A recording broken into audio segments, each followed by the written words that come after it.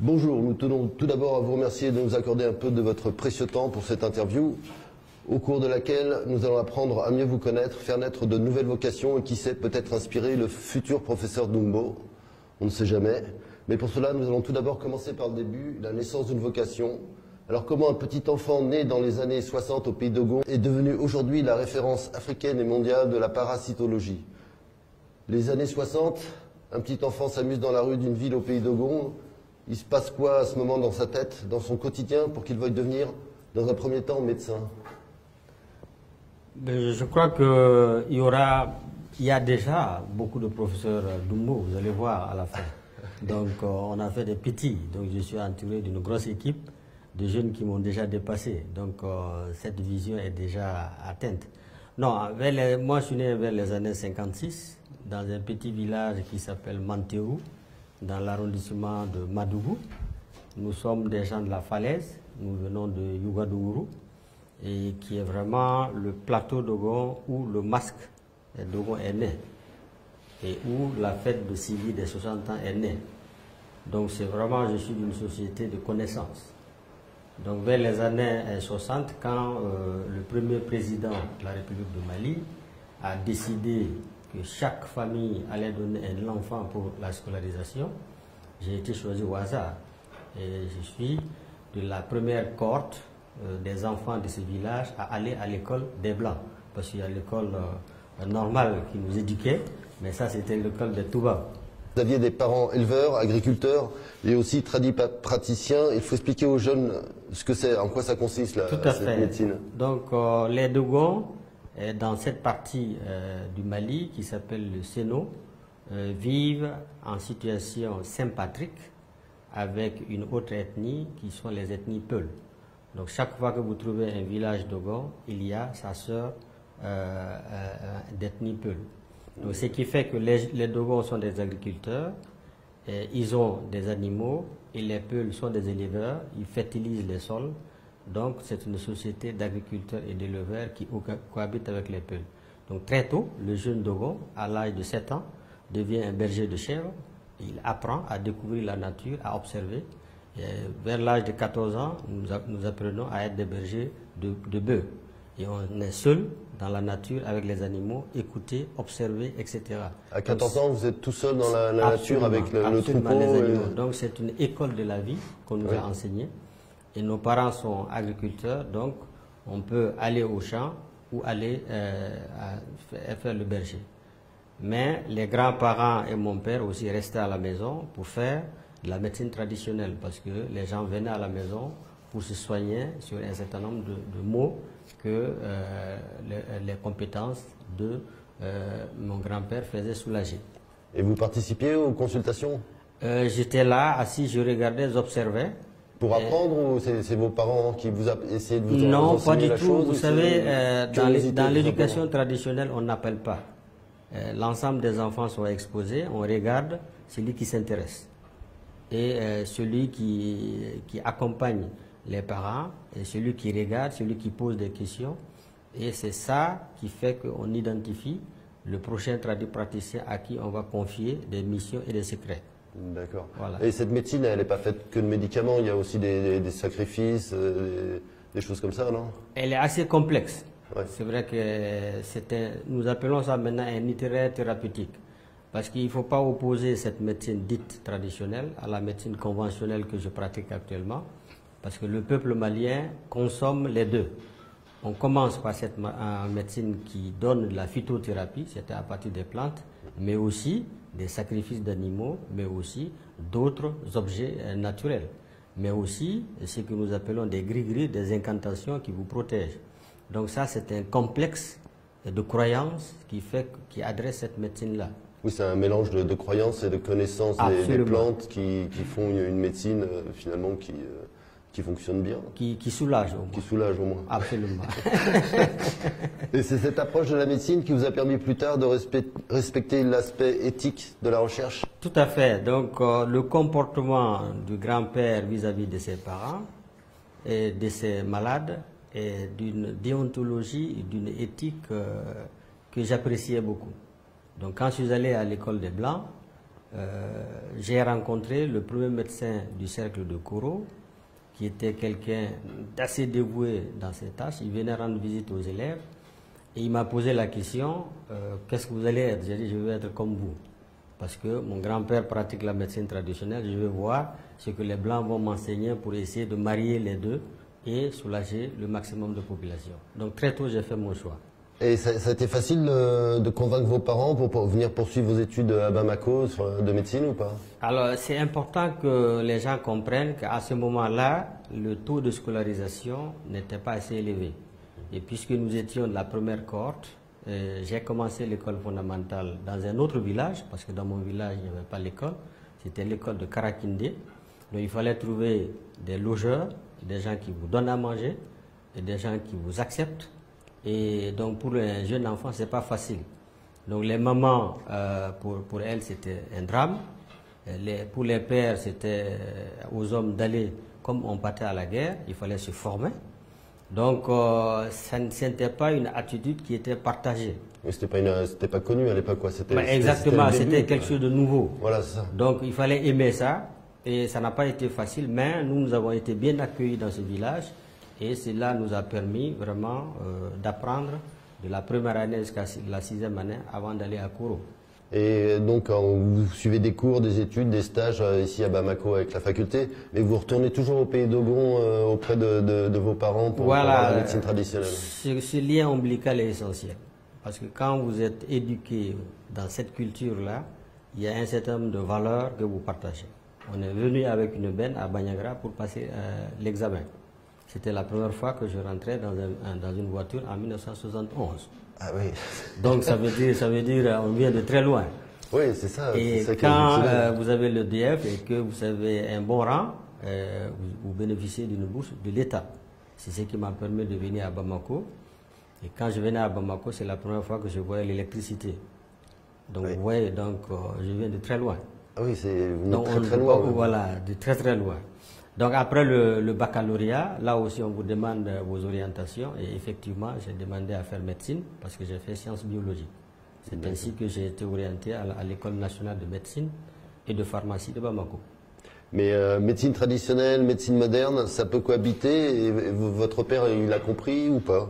Il a accepté ça? Non, absolument. C'est-à-dire mon grand-père me disait tu as déjà assez appris chez les Toubabs, il faut revenir maintenant t'occuper de mes champs et des animaux. Je lui disais non, moi je vais encore voir ce qu'on peut apprendre. Mais je repartais toutes les vacances pour m'occuper des chèvres et des moutons et des bœufs. Donc oui, je l'accompagnais. Vous avez gardé le lien donc, avec... Il l'acceptait et moi je négociais pour qu'il me laisse aller voir un peu plus ce qui se passe chez les Blancs. Donc il y avait une curiosité que je devais satisfaire. Oui, absolument. Mais voilà. Il faut. Et il y a une différence d'approche entre les deux médecines, d'approche du malade ou de la démarche thérapeutique. Plus question de sacrifice dans la médecine moderne, quoi. Voilà, c'est pas tout à fait différent, je vais vous expliquer. Et quand j'ai commencé ma formation médicale au Point G, donc là où est la faculté de médecine actuelle, j'ai rencontré là aussi des professeurs de médecine qui m'ont marqué. Le professeur Bernard Duflo, qui a été mon premier professeur en médecine interne, je l'ai vu, son comportement vis-à-vis des malades, son niveau éthique, son amour me rappelait mon grand-père. J'ai dit, mais finalement, ce n'est pas nouveau. Les gens qui se sacrifiaient, qui ont sacrifié leur vie pour les malades, et j'ai vu ça au professeur Bernard Duflo.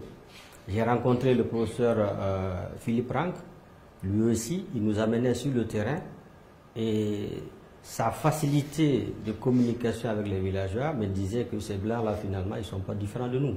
Nous ne sommes que des humains. Enfin, ce qui compte, c'est le bien-être du patient. Et les valeurs, et le soulagement, et la guérison du patient.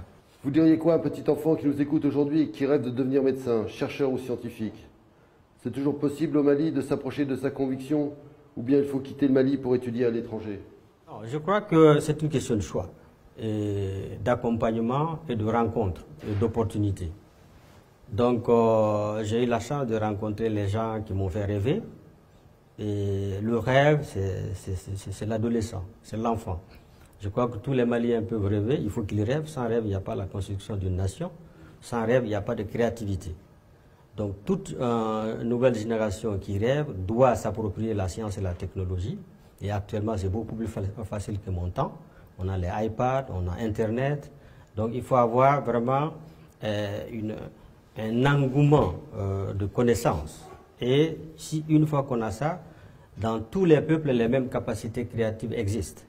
Et maintenant, notre rôle, c'est de favoriser ceux qui sont brillants et qui peuvent accéder à des compétitions internationales.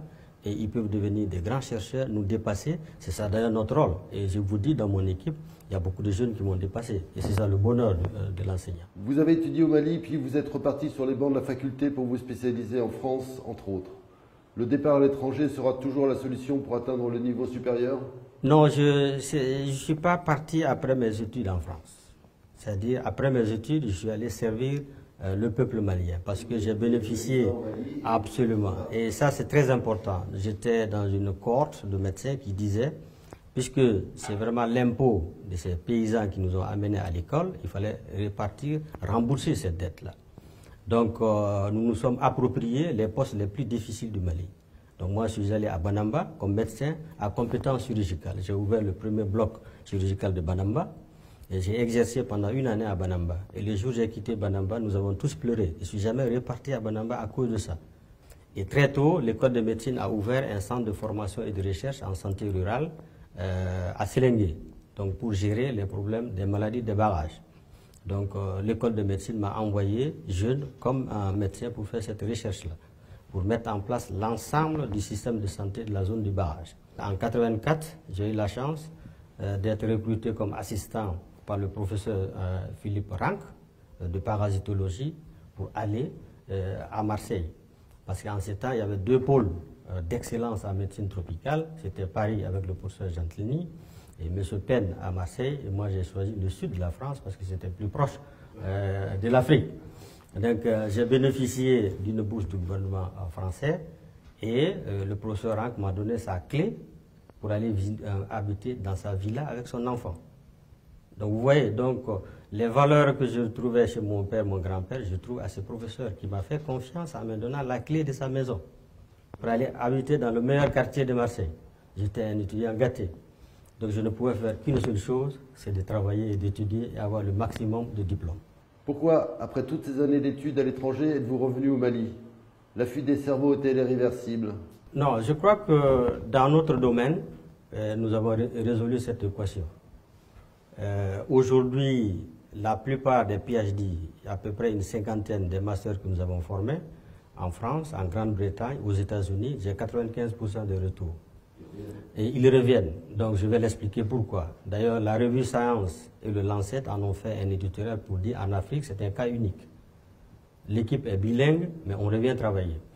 Donc quand nous sommes allés étudier à Marseille, et ce n'était pas pour rester à Marseille, c'était pour avoir le maximum de compétences et venir nous exprimer dans notre pays. C'était un défi. Dès que je suis rentré, le professeur Rank a dit « ma mission est terminée ». Il a pris ses bagages, il est parti. Vous voyez encore la confiance de ce grand patron. Donc nous nous sommes réunis dans un directoire autour du département d'épidémiologie des affections parasitaires en disant qu'il fallait qu'on fasse comme le professeur Rank, c'est-à-dire former le maximum de Maliens. Et en partant, le professeur Rank nous a dit, si vous voulez rester au Mali, ne pas aller travailler à la Banque mondiale, à l'UNICEF, à l'OMS, il vous faut de l'argent pour vous épanouir. Parce que la recherche, ça coûte excessivement cher. Il dit, le gouvernement français peut vous soutenir jusqu'à un certain niveau, mais il ne peut pas vous donner la plateforme technologique nécessaire pour avoir une masse critique. Et c'est lui, avec le professeur Kouloudji, donc un de nos maîtres italiens, qui ont convaincu les Américains qui cherchaient un site de recherche sur la malaria en Afrique. Ils ont dit, allez-y voir, il y a des jeunes Maliens, ils peuvent être intéressants. Et le professeur Lou Miller, l'Américain qui est venu de Niège, en ce temps, il y avait un seul hôtel, c'était l'hôtel de l'amitié. On ne parlait pas bien l'anglais, lui, vous savez, les Américains, ils ne parlent pas français. Mais il a dit quelque chose qui nous a marqué. Il a dit, jeunes Maliens, moi je ne vous connais pas, mais vos patrons m'ont dit à Genève d'aller vous voir. Ça veut dire que vous êtes crédible. Vous êtes francophone, mais la science n'a pas besoin de langue, la science c'est la tête. Un grand patron dont on lisait les œuvres vient chez nous et nous dit, moi je ne cherche pas à faire carrière, mais je veux former des Maliens pour qu'ils puissent réellement résoudre leurs problèmes. Et c'est ainsi qu'on a créé le Malaria Research and Training Center en 1992 et nous avons commencé à aller aux États-Unis. pour apprendre l'anglais, pour approfondir la formation à l'université de Johns Hopkins University, à Harvard et au NIH, pour amener le maximum de compétences en biostatistique, en épidémie qu'on n'avait pas, en essais cliniques, et nous l'avons ramené ici. Je veux rester au niveau de la pépinière, c'est-à-dire la faculté de médecine où il y a les meilleures têtes des nouvelles générations, où nous enseignons et on peut dépister les 3 premiers de chaque classe.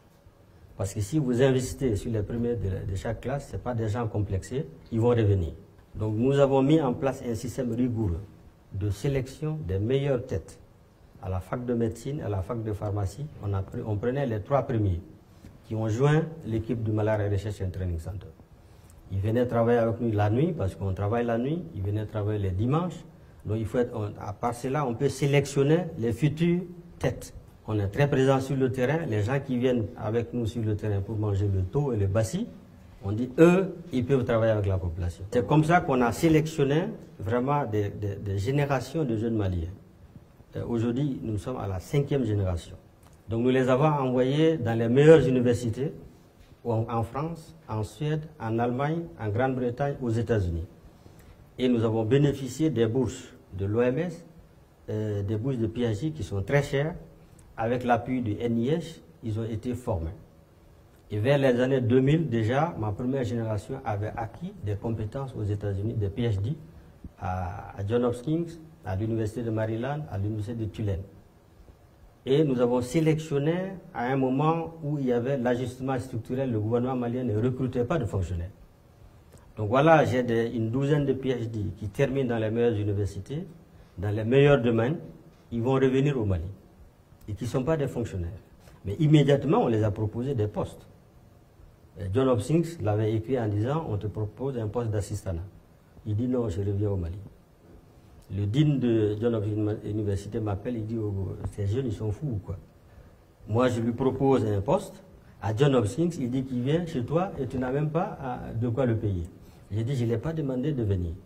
Mon rôle, je suis un professeur, je forme les meilleures têtes et ceux qui veulent vont revenir. Parce que nous avons, la science continue à se développer au MRTC. Je sais que je vais les attirer. Il y a un autre que j'avais envoyé à l'industrie pharmaceutique pour faire les essais cliniques. Il finit à GSK, la directrice de GSK lui donne un contrat de 200 000 € pour aller en Inde. Il dit non. Elle m'appelle au téléphone, il dit mais quelle est la drogue que tu donnes à tes jeunes pour qu'ils reviennent dans ce pauvre pays? Il dit non. La pauvreté est relative. C'est que le Mali n'a pas d'argent, mais le Mali a des valeurs qui attirent les jeunes. Nous sommes très riches par nos valeurs, c'est pour ça que nous revenons dans ce pays. Il est évident que quand moi je reste une semaine hors du Mali, le Mali me manque. Le taux me manque, le bassi me manque. Je prends l'avion, je reviens. Et puis vous ne pouvez pas me garder en France. Donc je suis entouré de jeunes, honnêtement, de ce niveau-là, qui ont décidé de revenir dans leur pays et aller à l'aventure. La première génération, les 12 sont revenus, je les avais sous la main. Des gens qui ont vécu 4 années avec leurs femmes aux États-Unis, avec l'eau, l'électricité, la climatisation. Je les avais au Mali dans la main, je ne pouvais pas les payer. Mais Dieu fait bien les choses. Notre président, le président Alpha, était parti aux États-Unis, il a été reçu par le président Clinton. Et lors du déjeuner, on lui a dit, nous travaillons au NIH, le directeur du NIH, le prix Nobel, M. Varmes, a demandé à notre président, est-ce que vous connaissez M. Intel et son équipe? Parce que les Américains travaillent avec lui. Et quand il est revenu en France, c'est pareil avec le président Chirac. Il a visité l'Institut Pasteur qui a dit nos vaccins sont testés par votre équipe. Donc ceci a rendu l'équipe visible. Et le président, quand il est venu, il m'a convoqué à Kourouba. Il m'a demandé, maintenant que vous avez fait ça avec les partenaires, qu'est-ce que le gouvernement peut faire pour vous? Alors c'est là où il faut être ingénieux. Quand vous êtes chef d'équipe, c'est une responsabilité de faire venir quand même 12 PhD avec leurs femmes. Vous ne savez même pas les nourrir. Et je pense que j'ai l'idée géniale en ce temps de dire à M. le Président, j'ai dit, M. le Président, la recherche coûte très cher. Et les partenaires investissent à hauteur de souhait au MRTC. C'est vrai qu'on a une plateforme de recherche exceptionnelle. Donc j'ai 12 jeunes Maliens que nous avons formés aux États-Unis, en France. Et chacun d'eux me coûte 30 000 € par année. Pendant 4 années, ça fait 120 000.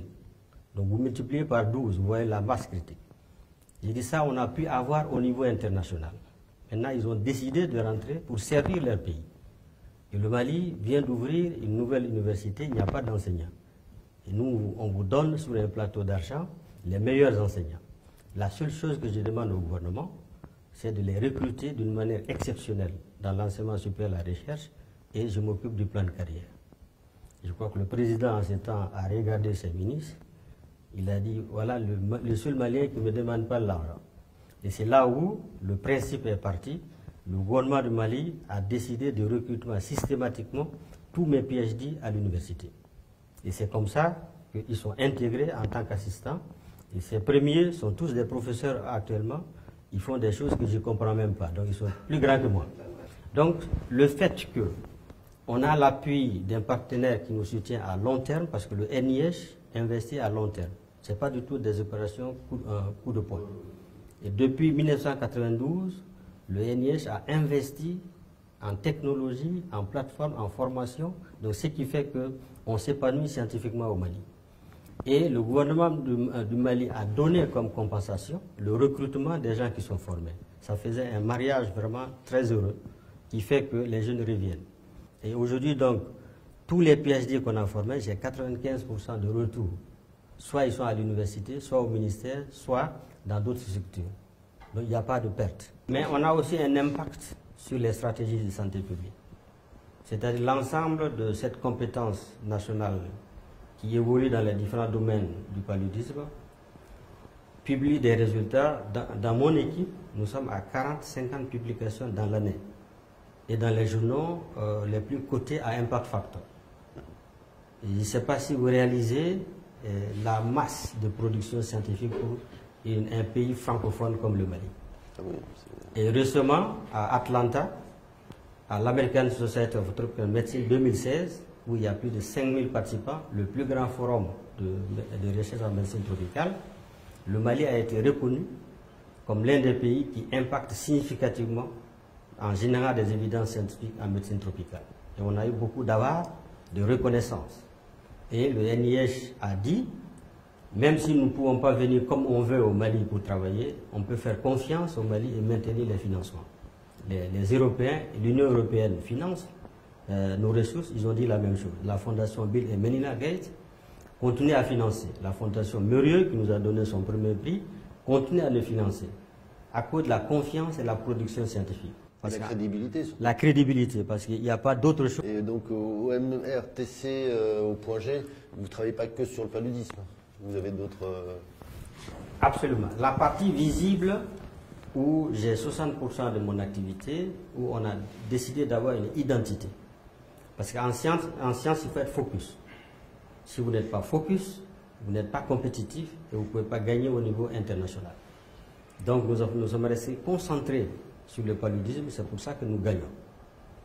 Mais puisque nous sommes un département de parasitologie, il y a d'autres compétences dans le domaine des autres maladies parasitaires. Par exemple, je parle des filarioses, ce qui donne les gros pieds, l'onchocercose, l'ivermectine qui est le produit utilisé. J'ai commencé ma recherche avec le professeur Rank sur ces produits-là. Parce qu'à Sélingué, j'ai vu que c'était une catastrophe. Donc c'était un produit que nous avons accompagné et tout le monde l'utilise. Dans le domaine de la bilharziose, le praziquantel qui est utilisé, là aussi, le département a contribué d'une manière significative. Et aujourd'hui, le traitement de référence des filarioses qui est publié dans New England Journal, c'est un résultat de nos travaux avec nos collègues américains. Et un autre travail qui vient d'être une référence, c'est les poux. C'est très long parce que nous commençons par des études épidémiologiques pour comprendre le processus, le complexe pathogène. Nous identifions donc les points, les questions de recherche pour le médicament ou la recherche, le vaccin. Nous cherchons des partenaires et nous délivrons la science. Il faut tester après les vaccins, et ça c'est le vaccin sur le paludisme. Il est prêt depuis quand? Il est en test depuis combien d'années maintenant? Alors ça c'est un autre volet encore où le MRTC, le Mali est en avance. Et nous avons commencé les essais de développement de vaccins vers les années 2003 avec le NIH, l'armée américaine. Et ensuite, nous avons commencé à tester les produits de l'Institut Pasteur. Et aujourd'hui, nous avons toute la gamme de candidats vaccins qui est en développement dans le monde pour cette maladie. Et nous sommes en train de les tester avec différents partenaires. Et en gros, il y a 3 cibles de vaccins. Il y a une cible qui agit sur la phase hépatique de la maladie, parce que quand le moustique vous pique, le premier parasite, il va dans le foie, il va se cacher là-bas. Donc nous essayons de le déloger. Et ensuite, s'il quitte le foie, il se multiplie dans votre sang. C'est ça qui donne la maladie. On essaie de limiter ça. Mais aussi, le moustique prend la forme sexuelle du parasite pour développer dans son estomac. Là aussi, on veut agir. Donc, nous avons 6 sites d'essais cliniques de vaccins certifiés par la FDA qui s'appelle ACC-GCP, c'est-à-dire des sites de référence où n'importe quelle structure internationale nous fait confiance pour tester ces produits. J'ai dit aux gens, nous avons développé des nouveaux outils qui sont très efficaces actuellement, qu'on peut utiliser pour réduire le poids du palu. Les moustiquaires imprégnés, la CPS, la chimioprévention saisonnière, c'est une de nos découvertes, et un projet financé par aussi Bill et Melinda Gates qui est maintenant implémenté dans tout le pays. On réduit de 80%. Et c'est pour ça que cette année, vous ne voyez pas d'enfants hospitalisés pour palu grave, ni à Gabriel Touré, ni à l'hôpital du Mali, c'est vide. Alors que les autres années, par terre, il y avait. Oui, c'est-à-dire, vous ne cherchez pas seulement un vaccin. Non, d'autres outils. Donc, nous disons au gouvernement et à la population, si vous mettez à échelle ces outils, on peut déjà faire un bon job. Donc, le vaccin, c'est en perspective d'élimination et d'éradication. Ceci ne veut pas dire qu'il n'y a pas de l'espoir. Avec les candidats que nous avons, nous ne donnons pas de limites. Parce qu'il y a 4 phases de développement de vaccins. Quand un produit nouveau est sorti, il y a une phase 1 qui est faite dans les pays développés, parce que c'est la première fois que le vaccin passe chez Homo sapiens. Nous ne donnons pas du tout l'autorisation de le faire au Mali, parce que nous n'avons pas les plateformes. C'est fait aux États-Unis, en Europe, en Grande-Bretagne, au Japon, au Brésil, en Australie, ils ont les plateformes. Si eux nous disent que ce produit est safe, c'est-à-dire il est toléré par l'homme, à une certaine dose, on peut l'amener maintenant en zone d'endémie. Et en zone d'endémie, on fait une phase 1B. C'est encore les adultes sains, 10 ou 20. On est très prudent. Et si ces adultes le tolèrent, nous faisons les phases 2. Encore les phases 2 sont séparées en 2. Les phases 2A, pour aller dans la population cible, qu'on appelle les target population. Donc les enfants de moins de 5 ans pour le palu. Donc on ne peut pas amener un produit parce que c'est toléré chez l'adulte. L'enfant n'est pas un petit adulte. L'enfant a un système de maturation encore incomplet. Donc nous testons encore dans un petit nombre d'enfants ce produit pour être sûr que c'est toléré avant d'aller en phase 2B chez un plus grand nombre d'efficacité biologique et de proof of concept. Une fois qu'on est sûr qu'en phase 2B chez nos enfants le produit est safe, qu'il est efficace, on peut programmer une phase 3 sur des milliers d'enfants pour voir si on peut impacter sur la maladie en situation naturelle. Et le seul candidat qui a atteint la phase 3 actuellement, c'est un candidat du laboratoire JSK RTSS qui a été testé sur 16 000 enfants, mais l'efficacité est moyenne et ça a passé devant le système de régulation européen. Mais l'OMS a mis des experts, on a demandé des données complémentaires qui seront encore développées d'ici 2020 pour qu'il y ait un retour à l'OMS pour s'assurer si on peut ajouter ce produit-là à la gamme des stratégies qui existent. Oui, le chemin entre la création du vaccin et la mise en circulation. Ça prend 30 ans. 30 ans. Au minimum. Donc quand les gens sont pressés, ils disent, professeur, vous êtes sur le vaccin, je dis non, c'est pas comme ça. Pour quelqu'un qui connaît le business, et toute la précaution, vous voyez, parce qu'il ne faut pas intoxiquer les gens. Nous sommes entourés par des commissions d'éthique, des commissions de data safety monitor, des moniteurs externes qui vérifient la qualité de nos laboratoires. Il faut que ça soit la même qualité que ceux de la France et des États-Unis. En résumé, il n'y a pas encore de vaccin utilisable en santé publique, mais les perspectives existent pour les candidats que nous avons sous la main. Et si les résultats qui sont obtenus actuellement à Doneguebougou à Bankoumana, à Banyagara, à Bougoulahamo, à Sotiba bientôt, je vais commencer. En 2018, nous disent que l'efficacité va vers les 80%, parce que nous voulons un vaccin qui est efficace au moins à 80%, et une durée de protection au moins de 12 mois, pour que la saison de transmission du palu soit couverte. Là, on peut l'amener maintenant vers le développement en phase 3. Donc, on ne peut pas aujourd'hui dire à quelqu'un qui a un vaccin anti-palu, ce n'est pas honnête et ce n'est pas du tout sincère. Mais nous avons des médicaments très efficaces. Aujourd'hui, si vous avez le palu, je vous donne un médicament, en 3 heures, je vous efface le parasite. Ça a été développé avec l'ensemble des firmes pharmaceutiques, les combinaisons thérapeutiques à base d'artémisinine, dans lesquelles nous avons beaucoup investi. Et le MRTC a été la seule structure africaine qui a été invitée en 2006 aux États-Unis au lancement des CTA avec MSF. Donc ça veut dire les résultats qui sont reconnus au niveau international. Le gouvernement de la République du Mali, avec ses partenaires, a fait que ces médicaments sont gratuits pour les enfants de moins de 5 ans et les femmes enceintes, dans tout le territoire. Avec le Fonds mondial, c'est que chaque enfant a accès gratuitement. Donc il n'a même pas à payer. Mais malheureusement, les gens ne comprennent pas cette gratuité. C'est tellement efficace qu'un pays comme le Mali, s'il arrive à mettre à échelle la CPS, avec les moustiquaires imprégnés, on réduit 12 000 décès dus au palu par an. Oui, il faut dire que 80% des cas de paludisme dans le monde, c'est l'Afrique. Ah, absolument, 90%. Et nous avons estimé avec la London School que si tous les pays de la CEDEAO mettent à échelle, nous réduisons de 100 000 décès d'enfants par an. Donc, l'OMS a vu ça, ils ont dit on ne peut pas laisser. Et dans la minute qui suit, l'OMS a recommandé l'utilisation de cette stratégie. Nous sommes très heureux parce qu'aujourd'hui, que ce soit à Bamako ou dans les villages, quand vous parlez de MRTC, les gens vous accueillent à bras-le-corps. Mais je vais vous dire un secret. Pour vous dire que tout le monde nous accompagne. Quand nous commandons des réactifs, du matériel qui passe par la douane, la police, quand les gens voient MRTC, ça passe. Quand les voyageurs viennent à l'aéroport, ils disent que nous, on va au MRTC, les policiers nous accompagnent, les douaniers nous accompagnent. Mais qu'est-ce que vous attendez plus que ça? Nous allons partir sur des questions un peu différentes. Okay. Une petite interview moustique. Allez-y. La nuit, vous faites un cauchemar. La raison de ce cauchemar? Un moustique, une mouche? Je n'en fais pas. C'est moi le cauchemar des moustiques. Non, je ne fais pas parce que, je vous dis, ces insectes ont cohabité avec nous. Ce sont nos animaux domestiques. Et nous les avons domestiqués au cours de la coévolution. Je sais qu'eux tous, ils ne rendent pas malades.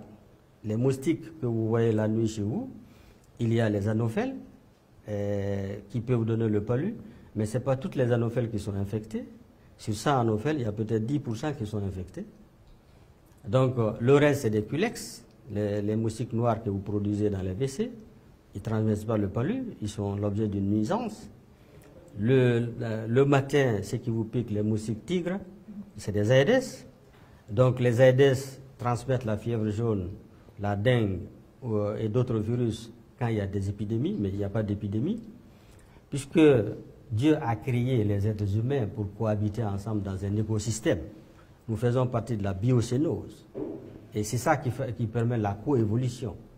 Je me dis que peut-être si on n'était pas piqué par ces moustiques, si on n'avait pas ces virus, si on n'avait pas ces parasites, on ne serait pas là aujourd'hui, Homo sapiens, qui est la créature de l'homme la plus intelligente qui crée la technologie. Et je vais vous donner un secret. Vous savez, les mammifères, les placentaires, donc, qui ont des placentas. Le placenta est une formation syncytiale d'origine virale. S'il n'y avait pas eu d'infection virale, on n'aurait pas eu le placenta. On ne serait pas là. Et il semble que les mutations génétiques qui ont permis à Homo sapiens d'avoir sa station bipède, la capacité crânienne, la création des outils, la science et la technologie, c'est peut-être les coévolutions avec ces êtres-là qui font que nous changeons. Donc, ils ne sont pas si mauvais que ça. Ceux qui donnent les maladies, il faut réduire leur population.